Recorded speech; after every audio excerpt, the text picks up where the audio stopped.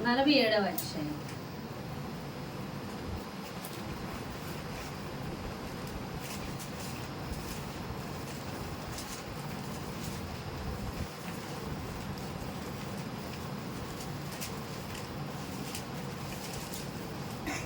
SQL 47వ అధ్యాయం 1 నిమిషం.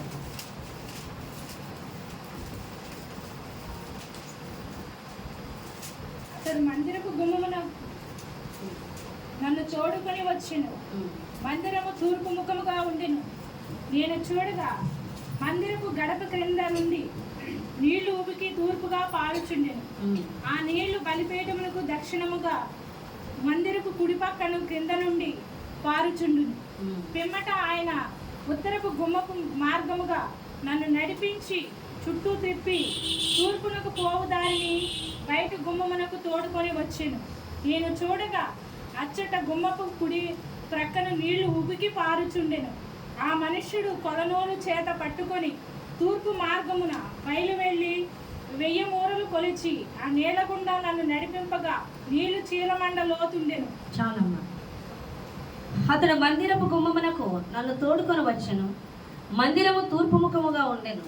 నేను చూడగా మందిరపు గడప క్రింద నుండి నీళ్లు ఉబికి తూర్పుగా పారుచుండెను. ఆ నీళ్లు బలిపీఠమునకు దక్షిణముగా మందిరపు కుడి ప్రక్కన క్రింద నుండి పారుచుండెను. పిమ్మట ఆయన ఉత్తరపు గుమ్మపు మార్గముగా నన్ను నడిపించి చుట్టూ త్రిప్పి తూర్పునకు పోవు దారిని బయట గుమ్మమునకు తోడుకొని వచ్చెను. నేను చూడగా అతడు గుమ్మపు కుడి ప్రక్కన నీళ్లు ఉబికి పారుచుండెను. ఆ మనుష్యుడు కొలనూలు చేత పట్టుకొని తూర్పు మార్గమున బయలు వెళ్ళి 1000 మూరలు కొలిచి ఆ నీళ్లు నన్ను నడిపింపగా ఆ నీళ్ల గుండా నన్ను నడిపింపగా నీళ్లు చీలమండ లోతుండెను. హల్లెలూయా. ఇది యెహెజ్కేలు అనే ఒక యాజకుని యొక్క దర్శనములో కనబడిందండి. ఆ యొక్క 1000 మూరలు కొలిచేవాడు ఒక గైడెన్స్, ఒక దేవదూతగా మనం చూస్తాం. ఈ దేవదూత ఏం చేస్తుందంట, మందిరపు ఆవరణము యొద్దకి తూర్పు దిక్కుగా తీసుకెళ్ళి ఆ యొక్క బలిపీఠం వైపు ఆ మందిరపు కింద నుండి నీళ్లు పారుతూ ఉన్నాయంట. అర్థమవుతుందండి. ఈ నీళ్ళు ఎలా పారుతున్నాయంటే ఈ యొక్క బలిపీఠము దక్షిణముగా మందిరపు కుడి ప్రక్కన కింద నుండి పారుతున్నాయంట. ఈ నీళ్లు పారుతూ ఉంటే దేవదూత వచ్చి ఆ యొక్క గైడెన్స్ కింద మనం అక్కడ చూస్తే అతడు అని చెప్తున్నప్పుడు అతను తన కొలనూలు అంటే కొలబద్దని కొలుస్తారు చూడండి, అది తెచ్చి 1000 మూరలు కొలిచాడంట.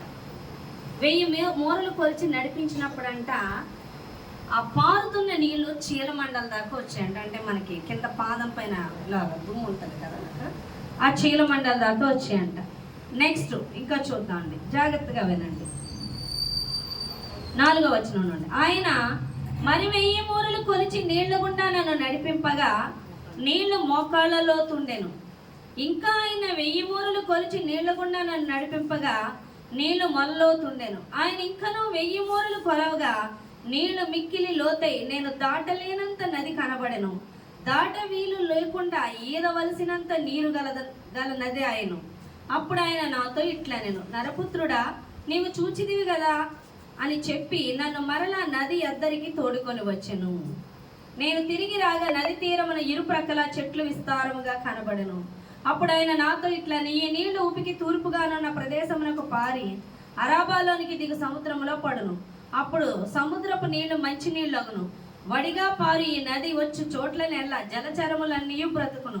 ఈ నీళ్లు అక్కడికి వచ్చుట వల్ల ఆ నీరు మంచి నీళ్ళగును కనుక ఆ చేపలు బహు విస్తారములగును. ఈ నది ఎక్కడికి పారునో అక్కడ సమస్తమును బ్రతుకును. హల్లెలూయా, హల్లెలూయా. చూసారండి, అవి చీలమండల వరకు వచ్చాయంట. మరి 1000 మూరలు కొలిచి ఇతన్ని నడిపించినప్పుడు అంట మొక్కాలు లోతు వచ్చాయంట. మరి 1000 మూరలు కొలిచి నడిపించగా నీళ్లు ఎక్కడికి వచ్చాయంట, నడుం దాకా వచ్చాయి. మరి 1000 మూరలు కొలిస్తే ఇంకా ఆయన నడవడానికి లేదు. నీళ్ళు ఇక్కడ దాకా వస్తే నడవగలవండి? తేలాలి, అవునా కదా? ఇంకా ఆయన నడవలేక ఈదుతూ ఉంటే దేవుడు మరలా అది ఎలా కనిపిస్తుందంట, ఒక నదిలాగా ప్రవహిస్తుందంట. ఆ నీరు నది అంతా ప్రవాహం అయిపోయిందంట. అప్పుడు ఆ యొక్క వ్యక్తి అతన్ని ఎక్కడ తీసుకొచ్చాడు, అప్పుడు ఆయన అప్పుడు ఆయన నాతో ఇట్లైన నరపుత్రుడా నీవు చూచితివి కదా అని చెప్పి నన్ను మరలా నది ఆ ఇద్దరికి తోడుకొని వచ్చాను. ఇటువైపుకి తోడుకొని వచ్చి ఏం చేశాడు, చూపిస్తున్నాడంట. ఈ నీరు పారిన చోటల్లా చెట్లు బ్రతికేయంట, ఈ నీరు పారిన చోట జలచరములు బ్రతికేయంట. ఇది సముద్రంలోకి నీరు వెళ్ళగా సముద్రపు నీరు మంచినీరు అయిందంట.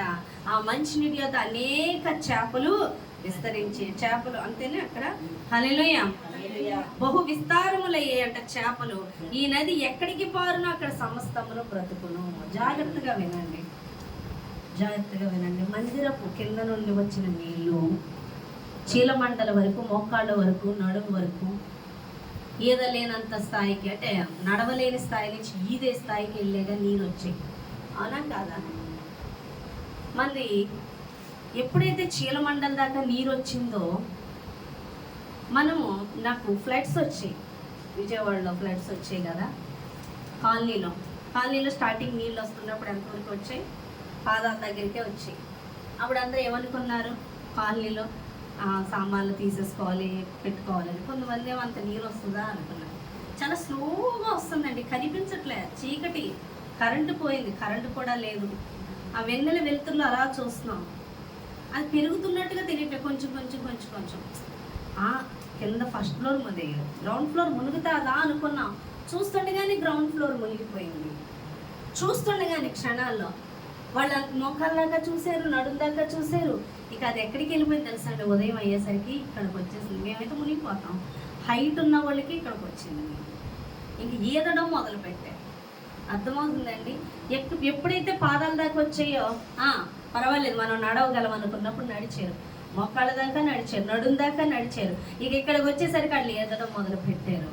చూడండి, మనకి పాదాల దాకా నీళ్లు రావడం అంటే మనం సమస్య వచ్చినప్పుడు పర్వాలేదు, సమస్యని మనం పరిష్కరించుకోగలం అని నిలదొక్కుకోవడం. అర్థమవుతుందండి? మనం దేవుళ్ళలోకి వచ్చాక సమస్యలు వస్తాయి. కొన్ని సమస్యలు ఎలా ఉంటాయంటే పర్వాలేదు, తట్టుకోగలం, జయించగలం, నిలబడగలుగుతాం సమస్యలు. అవునా కదా?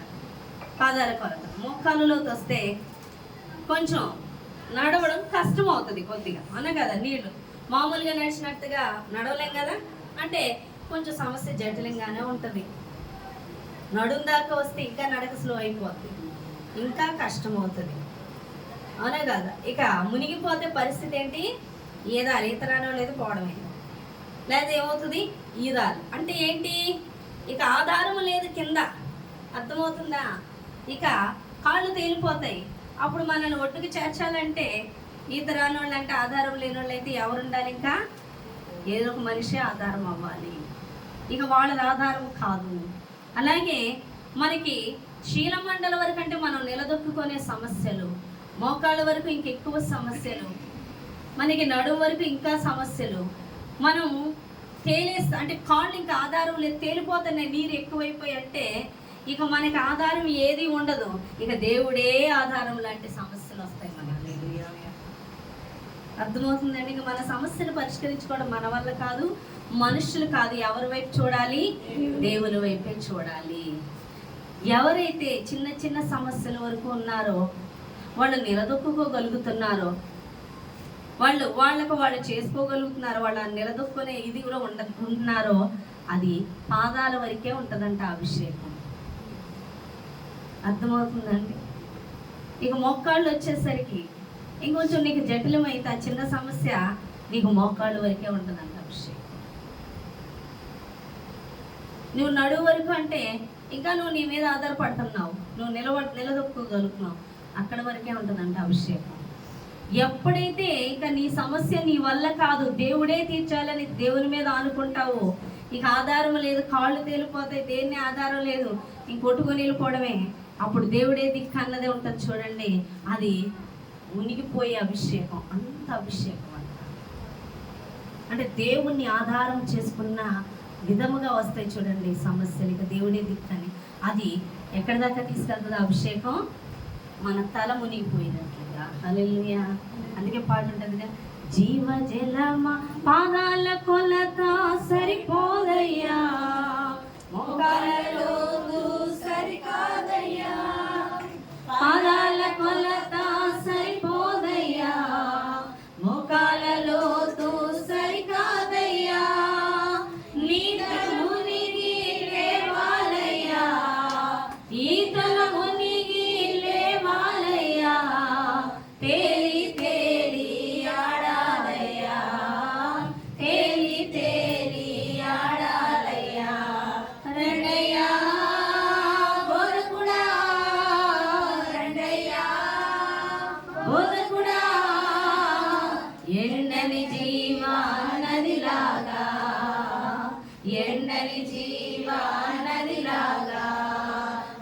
జీవజలమా ఆత్మనాథుడా, ఎండని నదిలాగా రమ్ము బోధకా.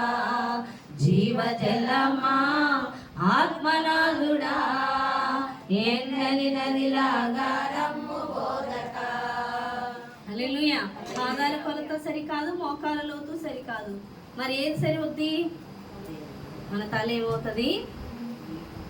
ఈత మునగాలి, మన తల మునగాలి అంటే ఈదాలి. అర్థమవుతుందా? అటువంటి అభిషేకం మన మీద ఉండాలంటే అప్పుడు జరిగిందంటే ఏం జరిగింది చూడండి. నేను నరపుత్రుడా, నీవు చూచిదివి కదా అని చెప్పి నన్ను మరలా నది ఇద్దరికి తోడుకొని వచ్చి నేను తిరిగి రాగా నదీ తీరమున ఇరుప్రక్కల ఏమున్నాయి? చెట్లు విస్తారంగా కనబడ్డాయి. అప్పుడు నాతో ఇట్లా, నీ నీళ్లు ఉపికి తూర్పుగానున్న ప్రదేశమునకు పారి అరాబాలోనికి దిగి సముద్రంలో పడును. అప్పుడు సముద్రపు నీళ్లు మంచి నీళ్ళగును. వడిగా పారి ఈ నది వచ్చు చోట్ల నెల్ల జలచరములన్నీ బ్రతుకును. ఆ నీళ్ళు అక్కడికి వచ్చటం వల్ల ఆ నీరు మంచి నీళ్ళగును కనుక చేపలు బహు విస్తారములగును. ఈ నది ఎక్కడికి పారును అక్కడ సమస్తమును బ్రతుకును. హల్లెలూయా, హల్లెలూయా. చూడండి, ఎప్పుడైతే ఈ నది ప్రవాహం ఎక్కువైందో, ఇతను తల మునిగే విధంగా ప్రవాహం ఎక్కువైందో, ఒడ్డున చెట్లు ఏమయ్యంట? విస్తారంగా పెరిగాయంట. హల్లెలూయా.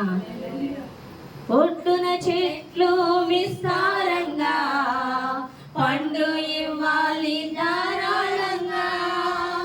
ఒడ్డున చెట్లు విస్తారంగా పండ్లు ఇవ్వాలి ధారాళంగా. ఔషధం అవ్వాలి ఆకులన్నీ, ఔషధం అవ్వాలి ఆకులన్నీ, ఆహారం అవ్వాలి పండులన్నీ, ఆహారం అవ్వాలి పండులన్నీ. జీవజలమా ఆత్మనాథుడా, ఎండని నదిలాగా రమ్ము బోధకా. జీవజలమా ఆత్మనాథుడా, ఎండని నదిలాగా రమ్ము బోధకా. హల్లెలూయా. ఎప్పుడైతే అది నదీ ప్రవాహంగా ప్రవహించిందో ఒడ్డున చెట్లంట, అది సముద్రంలోకి, తర్వాత నది ప్రవహిస్తున్నప్పుడు జలచరములు ఏమైపోయాయి? బ్రతుకుతున్నాయంట. ఆ నీరు ఎక్కడికి వెళ్తుందో ఆ ప్రాంతం అంతా బ్రతుకుతుందంట. అది సముద్రంలోకి వెళ్తే మంచినీళ్ళు అయ్యంట, అక్కడ చేపలు విస్తారమయ్యాయంట. హల్లెలూయా. మనం అడుగుతాం, ప్రభువా విస్తారమైన ఆత్మలు ఇవ్వు, మా వల్ల ఆత్మలు ఇవ్వు, మా వల్ల సమృద్ధి ఇవ్వు, మా వల్ల మాకు అభిషేకం ఇవ్వు, మా వల్ల ఇతరులు మార్చు అంటే, నీ మీద అభిషేకం ఎలా ఉండాలి తెలుసా? నీ తల మునుగునంతగా ఉండాలి అభిషేకం. మనం అంటాం శ్రమొద్దు, హాయిగా వెళ్ళిపోవాలి మేము. అప్పుడు చీలమండలం వరకే ఉంటుంది అభిషేకం. చెట్లు ఉంటాయా? జలచరాలు బ్రతుకుతాయా? సముద్రంలోకి వెళ్తుందా నీరు? అది పారే నదిలాగా ఉంటుందా? చెట్లు బ్రతుకుతాయా? చెట్లు మొలుస్తాయా? చేపలు సమృద్ధిగా ఉంటాయా? ఏమీ ఉండు.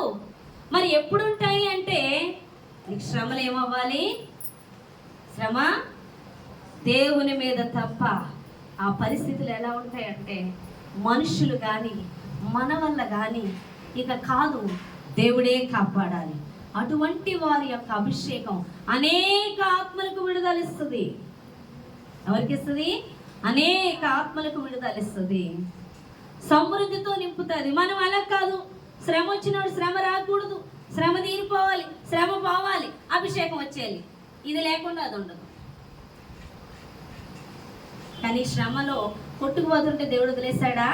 నది ఇద్దరికి తీసుకొచ్చి చూడు, ఆ నది ప్రవహిస్తున్న చోటల్లా చూడు, ఆ మొలిచిన చెట్లు చూడు, ఆ జలచరములను చూడు, ఆ చేపలను చూడని, ఆ ప్రవహించిన నీరంతటిని బట్టి ఆ పండిన ఆ యొక్క మొలిచిన చెట్లను, ఆ యొక్క బ్రతికిన జలచరములను, ఆ యొక్క చేపలను, ఆ యొక్క పరిస్థితులను చూపిస్తున్నాడు. మీకు అర్థమవుతుందా నేను చెప్పింది? శ్రమ ఎందుకు, నాకే ఎందుకు శ్రమ అంటే, నీకు అభిషేకం కావాలంటే కావాలి. హల్లెలూయా. శ్రమ ఎవరు అనుమతిస్తారు అంటే, మీకు ఒక విషయం చెప్తాం. ఎక్కువ మనం చూసినట్లయితే చూడండి, కీర్తన 37లోకి వెళ్దాం.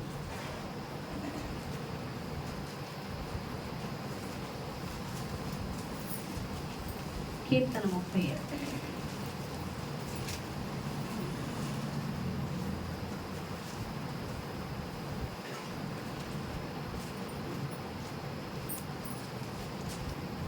పన్నెండవ వచనం చూడండి. భక్తిహీనులు నీతిమంతుల మీద దురాలోచన చేయుదురు, వారిని చూచి పండ్లు కొరుకుదురు. వారి కాలము వచ్చుచుండుట ప్రభు చూచుచున్నాడు, వారిని చూచి ఆయన నవ్వుచున్నాడు. దీనిని దరిద్రులను పడదోయుటకై, యథార్థంగా ప్రవర్తించి వారిని చంపుటకై భక్తిహీనులు కత్తి దూసి ఉన్నారు, విల్లెక్కు పెట్టి ఉన్నారు. వారి కత్తి వారి హృదయంలోనే దూరును, వారి విండ్లు విరవబడును. నీతిమంతునికి కలిగినది కొంచెం. హల్లెలూయా. భక్తిహీనులు నీతిమంతుల మీద దురాలోచన చేయుదురు, వారిని చూచి పండ్లు కొరుకుదురు.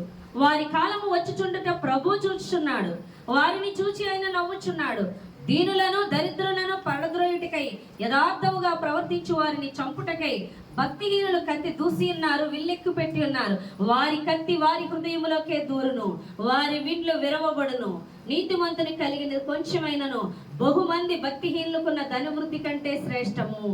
భక్తిహీనుల బాహువులు విరవబడును, నీతిమంతులకు యెహోవాయే సంరక్షకుడు. నిర్దోషుల చర్యలను యెహోవా గుర్తించుచున్నాడు, వారి స్వాస్థ్యము సదాకాలము నిలుచును. హల్లెలూయా, హల్లెలూయా. చూడండి, శ్రమ మనకి ఎవరికి వస్తుందంటే, మనం చూసినట్లయితే పాత నిబంధనలో ఇష్మాయేలు హాగరు కొడుకు, అర్థమవుతుందా? ఇస్సాకు సారా కొడుకు. కానీ ఇద్దరికి తండ్రి ఎవరు? అబ్రహామే. ఇద్దరు ఒక ఇంట్లో వాళ్ళే. కానీ ఇష్మాయేల్ ఎంతసేపు ఇస్సాకుని చంపదూస్తున్నాడు. అర్థమవుతుందా? ఇస్సాకు వాగ్దాన పుత్రుడు, ఇష్మాయేలు కాదు. వాగ్దాన పుత్రుడైనటువంటి ఇస్సాకు మీద నిత్యము ఇష్మాయేలు కుట్ర పన్నుతూనే ఉన్నాడు, చంప చూస్తూనే ఉన్నాడు. ఆ వైరం ఇప్పటికీ కొనసాగుతూనే ఉంది. ఇప్పటికీ దేవుడు ఇజ్రాయెల్ కాపాడుతూనే ఉన్నాడు. హల్లెలూయా. మీకు అర్థమైందా? హల్లెలూయా. ఇప్పటికీ ఇజ్రాయెల్ను కాపాడుతూనే ఉన్నాడు. హల్లెలూయా. కాబట్టి నీతిమంతుల మీద భక్తిహీనులు అంటే మనం అనుకోవచ్చా? భక్తిహీనులు అంటే చర్చికి వచ్చేస్తున్నాం కాబట్టి మనం అందరం భక్తులమే. చర్చికి రానోళ్ళు, దేవుని ఎరగనోళ్ళు భక్తిహీనులు. వాళ్ళ నుండి శ్రమలు వస్తాయి. చర్చికి వచ్చే వాళ్ళ దగ్గర నుంచి శ్రమలు రావు అనుకుంటాం. చర్చికి వచ్చేవాళ్ళు రానోళ్ళని దేవుడు చెప్పట్లేదు, దేవుని యొద్దకు వచ్చిన వాళ్ళు రానోళ్ళని చెప్పట్లేదు. నీతిమంతులు భక్తిహీనులు అంటే దేవుని యొద్దకు వచ్చి కూడా దేవుని అందరి భయభక్తులు కలిగి లేకుండా, హృదయములో దేవునికి చోటు ఇవ్వని వాళ్ళు భక్తిహీనత కలిగి ఉన్నారని చెప్తున్నాడు. దేవుని అందరి భయభక్తులు కలిగిన వారు జ్ఞానమును కలిగి ఉంటారు. అర్థమవుతుందా? దేవుని అందరి భయభక్తులు కలిగిన వారు నీతిమంతులు. వారే ఎందుకంటే వారి హృదయమునందు దేవుని కలిగి ఉన్నారు కాబట్టి వారు నీతిమంతులు. ఎవరైతే దేవుని కలిగి ఉండరో వారు భక్తిహీనులు. అర్థమవుతుందా? కాబట్టి భక్తిహీనుల వల్ల నీతిమంతులకి శ్రమ వస్తుంది. అయితే దేవుడు అంటున్నాడు, ఆ శ్రమ వచ్చినప్పుడు దేవుని బాహువు ఏం చేస్తుంది? నీతిమంతుల్ని కాపాడుతుంది. వారి బాహువు విరవబడుతుంది. వారు విల్లెక్కు పెట్టి ఉండగా వారి విల్లు వారిలోకే, వారి హృదయాల్లోకే దూసుకెళ్తుంది అని దేవుడు మాట్లాడుతున్నాడు. అనగా నీవు దేవుని చిత్తంలో ఉన్నప్పుడు, వారు నీకు శ్రమ అనుమతిస్తున్నప్పుడు ఆ శ్రమ నీకు అభిషేకంగా మారుస్తాడు తప్ప నీవు మరణించినంతగా శ్రమ నీకు రాదు. నీవు భరించగలిగినంతే, నీవు భరించలేనంతగా నీకు శ్రమ రాదు.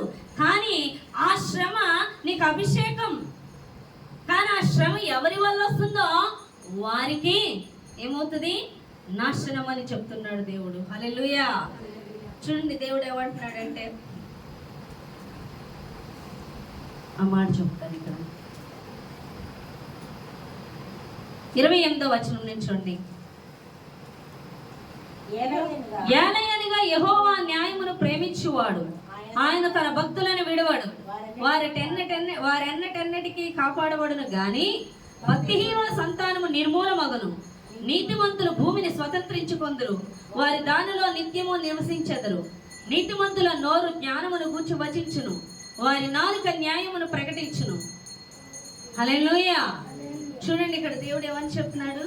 దేవుడు అంట న్యాయమును ప్రేమించువాడు కాబట్టి యెహోవా యందలి భయభక్తులు కలిగిన వారు న్యాయమును జరిగించువారుగానే ఉంటారు. అర్థమవుతుందా మీకు? కాబట్టి వారు దీవించబడతారు. కానీ భక్తిహీనులు సంతానం ఏమవుతుంది? నిర్మూలమవుతుంది. నీతిమంతులు ఏం చేస్తారంట? భూమిని స్వతంత్రించుకుంటారు. ఎలా భూమిని స్వతంత్రించుకుంటారు? నీతిమంతుల మీదకి శ్రమ వస్తున్నప్పుడు ఏమవుతుందో అభిషేకం పొంగి పొర్లుతుంది. ఎంత లెక్క పొర్లుతుందో వారి అభిషేకం అన్ని చోట్ల వారు బ్రతుకుదురు అని చెప్తున్నాడు. జీవము కలుగుతుంది అని చెప్తున్నాడు. చనిపోయిన జలచరములు బ్రతుకుతాయి, అన్ని జీవిస్తాయి. ఇప్పుడు మనం అభిషేకం కలిగిన వాళ్ళం ఏ ఏ ప్రాంతాల గుండా తిరుగుతామో ఆయా ప్రాంతాల గుండా వెళ్తున్నప్పుడు జీవము లేనటువంటి వారు, ఆత్మలో నశించుతున్న వారు, ఆత్మలో చచ్చిన వారిని మనం బ్రతికిస్తున్నందువల్ల మనం భూమిని స్వతంత్రించుకున్న వారిగా మార్చబడతాము. అర్థమవుతున్నాయా మాటలు? ఏమన్నా వాక్యం ఏమన్నా అర్థమవుతుందా? భూమిని ఎలా స్వతంత్రించుకుంటాము అంటే మనం శ్రమ పడుతున్నాం కదా. మన భక్తిహీనుల వల్ల నీతిమంతులు అంటే దేవుని కొరకు మనం భయభక్తులు కలిగి ఉన్నప్పుడు మనకి శ్రమ వస్తున్నప్పుడు ఆ శ్రమ ద్వారా మన మీదకి అభిషేకం అధికమవుతుంది అభిషేకం. వారు అనుకుంటారు మేము శ్రమ పెడుతున్నాం, శాతాన్ని అనుకుంటుంది శ్రమ అనుమతిస్తున్నాం, నేను బాగా అని చేస్తున్నాం, తొక్కేస్తున్నాం అనే కదా. ఇది ఇంకా భక్తి మానేసి పరిగెడుతుంది అనుకుంటాం. కానీ అది మనకి అభిషేకం అంట. ఎంత అభిషేకం అంటే పొంగి పొరలిపోతూ ఉంటుందంట అభిషేకం. అది ప్రవహిస్తూ ఉంటుందంట. నీరు ఎక్కడ ప్రవహిస్తుందో అక్కడ ఏమవుతాయి? ఎండిన చెట్లు కూడా ఏమవుతాయి? చిగురిస్తాయి. జీవం పుడుతుంది, జలచరాలు పుట్టాయి, చేపలు వృద్ధి అయ్యాయి. లోకము సముద్రం అంటే మంచినీరయింది. అంటే చెడు ఏమైపోతుంది? పోతుంది. జలచరాలు బ్రతుకుతున్నాయంటే ఏంటి? ఇప్పుడు అందరూ కూడా ఆత్మలో చచ్చిన స్థితిలో ఉన్నారు. అభిషేకించబడిన వాళ్ళ వాక్కు ఏమవుతుంది? వారిలోని ఆత్మను జీవింపజేస్తుంది. అంటే ఆ వ్యక్తిని నువ్వు బ్రతికించుకున్నావు, ఆ వ్యక్తి నీ స్వాస్థ్యం అవుతాడు. అందుకే భూమి నువ్వు స్వతంత్రించుకుంటావు అంటున్నాడు. ఎంత లెక్క నీ అభిషేకం ద్వారా నువ్వు ఆత్మలు కదిలిస్తావో అది నీ స్వాస్థ్యం అవుతుంది. నువ్వు భూమిని స్వతంత్రించుకుంటావు అని దేవుడు మాట్లాడుతున్నాడు. హల్లెలూయా. ఎంతమందికి అర్థమవుతుంది? హల్లెలూయా. కాబట్టి మన మీద అభిషేకం ప్రవహించాలి. అందుకే మనమంట నిలదొక్కుకోవడం అంటే చీలమండల వరకు అంటే నిలదొక్కుకోవడం అంటే సమస్యలో మనం ఆలోచనలు చేసేసి మనం చేసేసి మనుషుల యొద్దకు పరిగెత్తి కాదు. ఎవరి మీద ఆనుకోవాలి? యెహోవా మీద ఆనుకోవాలి. దేవుని వైపు చూడాలి. అదే చెప్తున్నాడు చూడండి ఆ మాట. 34వ వచనం. యెహోవా కొరకు కనిపెట్టుకొని ఉండుము, ఆయన మార్గం అనుసరించుము, భూమిని స్వతంత్రించుకున్నట్లు ఆయన నిన్ను హెచ్చించును. భక్తిహీనుల నిర్మూలము కాగా నీవు చూచెదవు. భక్తిహీనుడు ఎంతో ప్రబలియుండుట నేను చూచి ఉంటిని. అది మొలచిన చోటనే విస్తరించిన చెట్టు వలె వాడు వర్ధిల్లి ఉండెను. అయినను ఒకడు ఆ దారిన పోయి చూడగా వాడు లేకపోయాను. నేను వెతికితిని గాని వాడు కనబడకపోయాను. హల్లెలూయా. చాలా విస్తరిస్తున్నారుగా ఇష్మాయేల్ సంతానం. తెలుసా ఇష్మాయేల్ సంతానం? అన్ని కంట్రీస్లో విస్తరించే బాగా, కానీ ఒక్క ఇజ్రాయెల్ చేతిలో ఓడిపోతున్నాయి. అనేక వందల వేల మంది చనిపోతున్నారు. అర్థమవుతుందా? బాగా విస్తరించాడు ఇష్మాయేల్, కానీ ఇస్సాకు చేతిలో బలి అవుతున్నాడు. మంచి చెట్లు మనం మొక్కలు వేసాం అనుకోండి, మంచి చెట్లు అక్కడికక్కడే. పిచ్చి చెట్లు అప్పటికప్పుడే మొలిస్తే విస్తరించేస్తాయి. అవునే కదా? పిచ్చి చెట్లు నైట్ అంతా నిద్ర లేదు నాకు సిస్టర్ గారు, నాకు 2 days నుంచి లేదు. హల్లెలూయా. హల్లెలూయా. అర్థమవుతుందా? పిచ్చి చెట్లు ఏమవుతాయి? మొలచిన చోటనే విస్తరించేస్తాయంట. కానీ పిచ్చి చెట్లు ఉంచుతారు ఎక్కువ కాలం ఉంటుంది. అది పిచ్చి చెట్లు ఎక్కువ కాలం ఉంచుకుంటారా? ఏం చేస్తారు? పీకేస్తారు, నరికేస్తారు, కాల్ చేస్తారు. హల్లెలూయా. హల్లెలూయా. భక్తిహీనులు అలాగే వృద్ధి అవుతారంట. దేవుని యందు భయభక్తులు లేనోళ్ళు విస్తరించబడినట్లుగా, అనేక జనమగునట్లుగా, అభివృద్ధి చెందినట్లుగా, ఆశీర్వదింపబడినట్లుగా, సమృద్ధితో నింపబడినట్లుగా ఒక్కసారిగా ఉవ్వెత్తును విస్తరించిపోతారంట. కానీ తర్వాత చూస్తే ఉండరంటాడు, వెతికినా కనబడరంట. నా లైఫ్లో అనేక మంది భక్తిహీనులు విషయంలో, అపవాది నా పైన రేగిన విషయంలో నేను అదే విషయాలు నేను చూస్తూ ఉన్నాను, చూడబోతాను కూడా. ఎందుకంటే పరమునకు చేరే వరకు మన మీద అభిషేకం పొంగి పొరలాలి కాబట్టి జరుగుతూనే ఉంటాయి. ఏదో ఇది అంతము కాదు, ఆరంభం అన్నట్టుగా. హల్లెలూయా. మీరు సమస్యలు ఎప్పుడైనా చూసారా? కొత్త సమస్యగా ఉంటుంది. ఏదైనా మళ్ళీ ఇది స్టార్ట్ అయింది అన్నట్టే ఉంటుంది, అయిపోయింది అన్నట్టుగా ఉండదు. ఒక సమస్య అయిపోయిందిరా బాబు అనుకోని ఇంకో సమస్య స్టార్ట్ అవుతుంది. ఆ స్టార్ట్ అయింది ఎలా ఉంటుంది? మరలా కొత్త ఆరంభం కిందే ఉంటుంది. కానీ శక్తి కూడా కొత్తగానే ఉంటుంది, బలము కూడా కొత్తగానే ఉంటుంది, అభిషేకం కూడా కొత్తగానే ఉంటుంది. నూతనత్వంలోకి నడిపించబడతాం. హల్లెలూయా, హల్లెలూయా. నేను ఎంత నలపబడుతుంటానో అంత త్వరగా డోర్స్ ఓపెన్ అవుతుంటాయి. కొత్త ప్లేస్లకి వెళ్తూ ఉంటాను, కొత్త ఆత్మలు దర్శిస్తూ ఉంటాను, కొత్త ఆత్మల్లోకి జీవం వెళ్తూ ఉంటుంది. అనేక చోట్ల డోర్స్ ఓపెన్ అయిపోతూ ఉంటున్నాయి. హల్లెలూయా. ఎంత నలపబడతామో అంత అభిషేకం ప్రవహిస్తూ ఉంటది మన మీద నుండి. నేను ఎంత నలుపబడుతున్నానో, నలు దిశలా ఈ యొక్క ప్రవాహం ప్రవహిస్తూ ఉంటే అనేక దూరాల పరిచయలు డోర్స్ ఓపెన్ అయిపోతున్నాయి. హల్లెలూయా, హల్లెలూయా. ఇస్కరియోతు యోధా ఎక్కడున్నాడండి? బయట నుంచి వచ్చాడా? ఇస్కరియోతు యోధా లేదు. యేసు ప్రభువారి 12 మంది శిష్యులు ఒక్కడు, మిగతా మంది 11 మంది దేవునికి హృదయంలో చోటు ఇచ్చారు. కానీ ఇస్కరియోతు యోధా భక్తిహీనత కలిగి ఉన్నాడు. యేసు ప్రభువారికి ఏం చేశాడు అనుకుంటున్నాడు? పట్టించేశాను అనుకున్నాడు. కానీ పట్టబడిన వాడు ఇస్కరియోతు యోధా. యేసు ప్రభువారు మరణాన్ని జయించారు, అవునే కదా? దేవుడు ఖచ్చితంగా నీతిమంతులను లేవనెత్తుతాడు. యేసయ్య మరణాన్ని తిరిగి జయించి తిరిగి లేచి ఉన్నాడు. కానీ ఇస్కరియోతు యోధా ఊరి పెట్టుకొని చచ్చి ఉన్నాడు. కానీ పశ్చాత్తాపడిన పేతురు మాత్రం మరలా విడుదల పొందుకొని దేవుని చేతిలో వాడబడ్డాడు. హల్లెలూయా, అర్థమవుతుంది? హల్లెలూయా. కాబట్టి భక్తిహీనత కలిగిన వాళ్ళు ఎక్కడ ఉంటారు? చర్చిలోనే ఉంటారు, మన పక్కనే ఉంటారు. అన్యులు కాదు. నువ్వు అనుకుంటున్నావు అన్యులు వల్ల వచ్చేస్తుందేమో అని. కాదు, దేవుని యొద్దకు వచ్చి కూడా హృదయమునందు దేవునికి చోటు ఇవ్వని వారి వల్లే వస్తుంది. వాళ్ళకే దేవుడు చెప్తాడు భక్తిహీనులు నీతిమంతులు అని దేవుడు మాట్లాడుతున్నాడు. అయితే ఈ నీతిమంతులైన వారు ఈ యొక్క శ్రమలో ఈ అభిషేకంతో నింపబడుతున్నప్పుడు యెహోవా కొరకు కనిపెట్టుకొని ఉంటారు కాబట్టి వారు భూమిని స్వతంత్రించుకుంటారంట. హల్లెలూయా.